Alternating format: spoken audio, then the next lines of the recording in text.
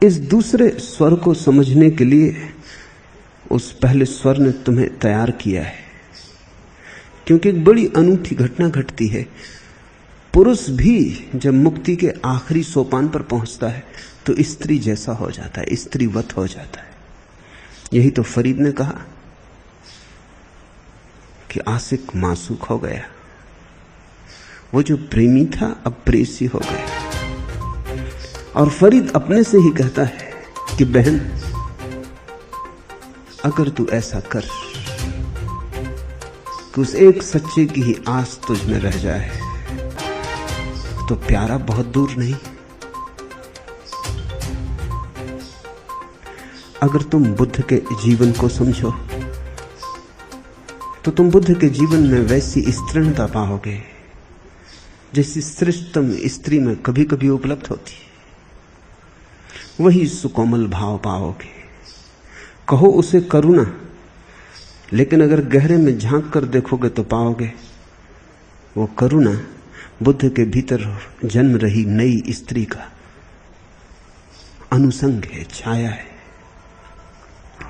महावीर में तुम उसे अहिंसा की तरह पाओगे। लेकिन जब भी कोई पुरुष मुक्त होगा तो अचानक तुम पाओगे उसके जीवन में बड़ा स्तृण माधुर्य आ गया। ये सभी गुण जिनकी फरीद ने चर्चा की, धीरज, सील, ये सभी गुण स्तृण हैं। सील स्तृण गुण है,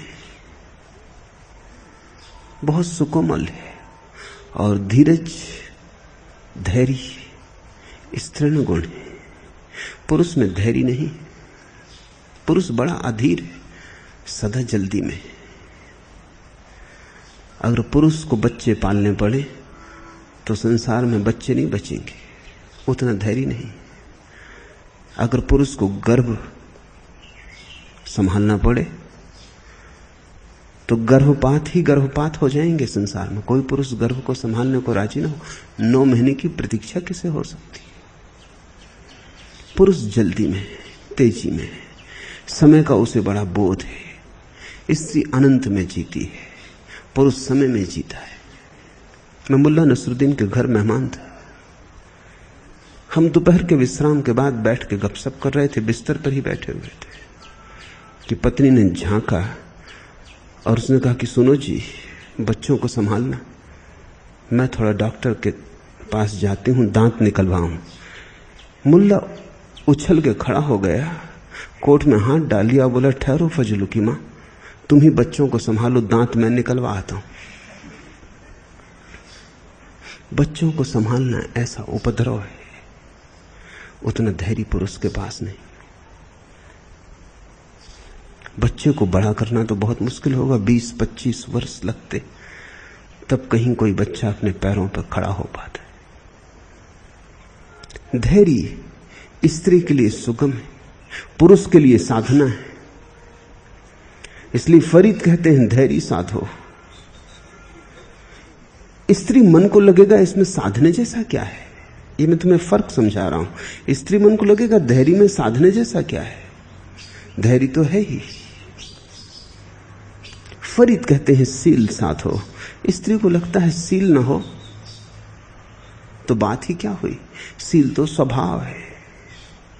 स्त्री को अगर साधना हो तो सील को तोड़ना साधना पड़ता है। सील उसे सहज आता है, जैसे वृक्षों में पत्ते आते हैं ऐसे स्त्री में सील आता है। सीलवान पुरुष खोजना जरा मुश्किल होता है, सीलहीन स्त्री भी खोजनी जरा मुश्किल होती है। स्त्रियां अगर सील खोती हैं तो पुरुषों के प्रभाव में खो देती हैं, और पुरुष अगर सील को उपलब्ध होते हैं तो स्त्रियों के प्रभाव में उपलब्ध होते हैं।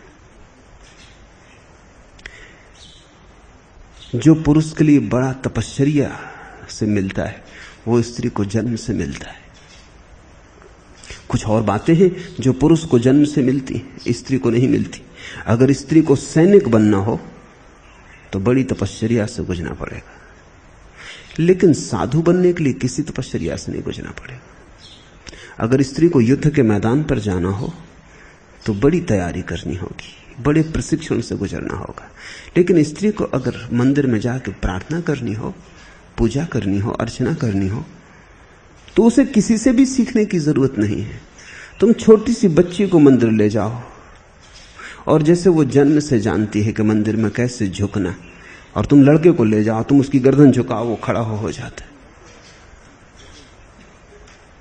झुकना उसे आता नहीं, झुकना बात जस्ती नहीं, वो झुकाना चाहेगा, झुकना ना चाहेगा। पुरुष के लिए संघर्ष स्वाभाविक है, युद्ध स्वाभाविक है। पुरुष जीतने का एक ही रास्ता जानता है, संघर्ष। स्त्री जीतने का एक दूसरा रास्ता जानती है, समर्पण। पुरुष जीत के भी हार जाता है, स्त्री हार के भी जीत जाती है। ऐसा उनका भेद है और सुंदर है।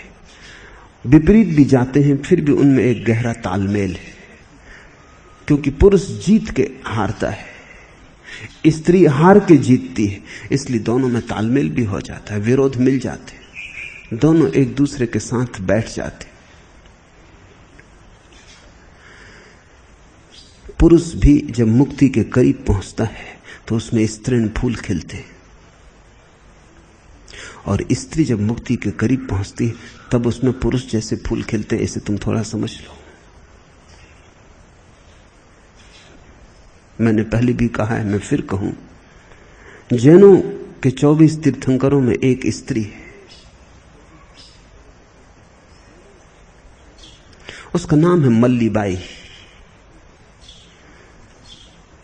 लेकिन दिगंबर जैन उसके नाम को मल्लीनाथ कर दिए, क्योंकि वे ये स्वीकार नहीं कर पाते कि कोई स्त्री मुक्त हो सकती। स्त्री पर्याय से मुक्ति है ही नहीं, तो वे तो मानते ही नहीं कि मल्लीबाई मल्लीबाई थी, वे तो कहते हैं मल्लीनाथ। उनकी बात में भी थोड़ा अर्थ है।